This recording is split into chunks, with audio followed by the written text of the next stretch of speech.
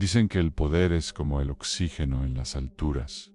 Entre más subes, más difícil es respirar. Para Julián, el aire se había vuelto tan denso que cada bocanada era una lucha. Él, que una vez fue el dueño absoluto de las rutas, el arquitecto de un imperio invisible que se extendía por desiertos y montañas, ahora se había convertido en el objetivo principal en el mapa. Las luces de la ciudad, esas que antes veía desde su penthouse, como estrellas a sus pies, se habían transformado en miles de ojos que lo vigilaban, recordándole que el éxito en su mundo no es un trofeo, sino una cuenta regresiva hacia el final. El imperio de Julián, que parecía tan sólido como una montaña, comenzó a agrietarse desde adentro. La organización se fragmentó, las lealtades se evaporaron como el agua en el desierto. El consejo, ese grupo de altos mandos, que antes le daban palmadas en la espalda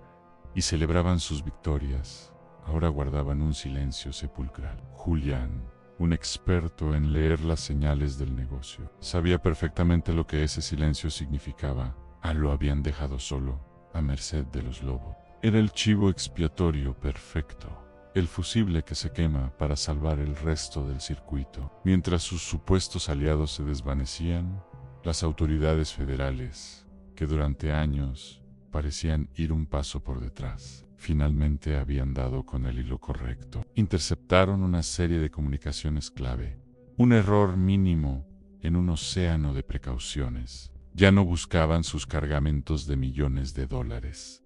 Esos eran solo los síntomas de la enfermedad. Ahora lo buscaban a él, al origen de todo. Su rostro, que antes era un secreto a voces, un fantasma del que solo se susurraba en los círculos más cerrados, ahora estaba pegado en cada noticiero, en cada boletín de los más buscados. La leyenda se había convertido en un cartel de recompensa. El imperio que construyó con tanta astucia y sangre fría, ladrillo por ladrillo, se estaba transformando en su propia prisión, una jaula de oro de la que no había escape. Cada calle que conocía, cada contacto que tenía, se había convertido en una trampa potencial. Sin acceso a sus redes de comunicación y con sus cuentas bancarias congeladas en paraísos fiscales, a Julián no le quedó más opción que huir hacia donde todo comenzó, a las áridas y silenciosas montañas del norte. Fue un regreso a sus orígenes,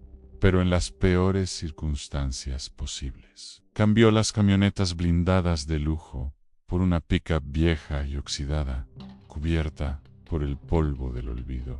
El hombre que vestía trajes de seda italiana ahora se cubría con mezclilla gastada y una gorra raída para ocultar su mirada. Esa mirada que antes imponía respeto y ahora solo reflejaba miedo. Recordó un viejo dicho que su padre le repetía en la sombra. El hombre más rico es aquel que puede caminar por la calle sin que nadie sepa su nombre. Ahora entendía el verdadero valor de ese anonimato perdido. Pasó noches enteras en vela, refugiado en rancherías abandonadas y olvidadas por el tiempo, donde el único sonido era el viento aullando entre los cañones. Pero incluso en ese silencio, su mente no descansaba. El zumbido lejano de los helicópteros que peinaban la zona se convirtió en la banda sonora de su paranoia. Cada rama que se rompía bajo el peso de un animal nocturno, cada sombra que se movía con la brisa,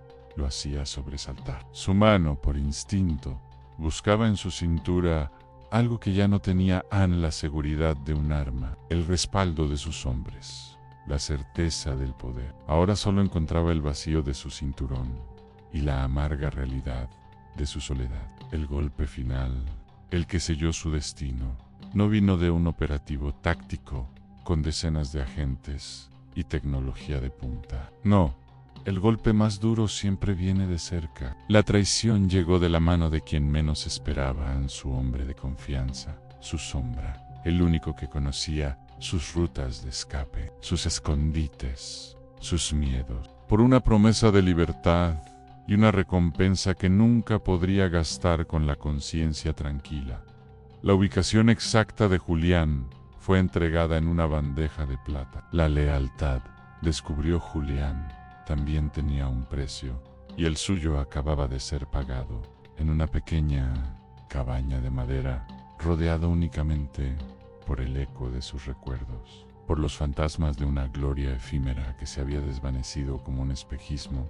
Julián escuchó el sonido metálico de los altavoces, rompiendo la paz de la montaña. Julián, estás rodeado. Sal con las manos en alto. No hubo necesidad de resistencia. No hubo un último enfrentamiento digno de una leyenda. La verdad es que el peso abrumador de sus decisiones ya lo había vencido mucho antes de que las puertas de la cabaña se derribaran. Estaba derrotado desde el momento en que entendió que su trono estaba construido sobre arena. Al final de la historia, Julián no fue recordado como el gran arquitecto de las rutas, ni como el rey sin corona del norte. Su nombre se convirtió en una advertencia más, una nota al pie en los gruesos archivos de la historia del crimen. Su inmensa fortuna se esfumó, sus poderosos aliados desaparecieron sin dejar rastro, y su nombre, antes sinónimo de poder, quedó grabado en el olvido, susurrado solo como un cuento, con moraleja, porque el negocio de las sombras siempre, siempre cobra su deuda. Y Julián terminó pagando el precio más alto de todos.